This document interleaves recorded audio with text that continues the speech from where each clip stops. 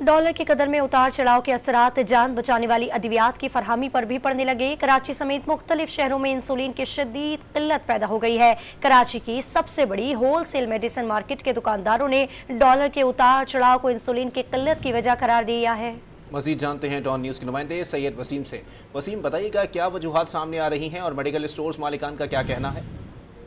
जी बिल्कुल, इस वक्त मैं मौजूद हूँ मेडिसिन मार्केट में। ये सूबा सिंध में बड़ी मेडिसिन मार्केट तस्वूर की जाती है। कराची के तमाम मेडिकल स्टोर्स पर जो सप्लाई होती है होलसेल मार्केट है ये। यहाँ पर हम इंसुलिन के हवाले से बात कर रहे हैं। इस वक्त इंसुलिन की किल्लत की वजह से मरीज़ों को शदीद दुश्वारी का सामना है। इस हवाले से हम बात करेंगे। यहाँ पर एक सीनियर शॉपकीपर हैं, उनसे बात करेंगे और उनसे पूछेंगे कि इंसुलिन की किल्लत की वजह क्या है।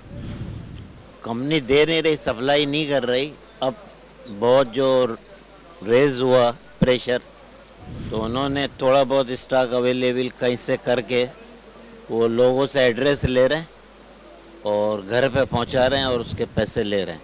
मुकम्मल दस्तयाब नहीं है। जाहिर है डॉलर की वजह से बहुत सारी चीज़ें, खाली इंसुलिन नहीं और भी है। तो दवाइयों पर जहाँ तक है वो तो अब डिफ्रीज हो चुकी हैं। जिस दिन भी डॉलर का रेट वो होगा, हुकूमत ने उनको रेट उसी वक्त दे देने। डॉलर उसके साथ अटैच कर दिए।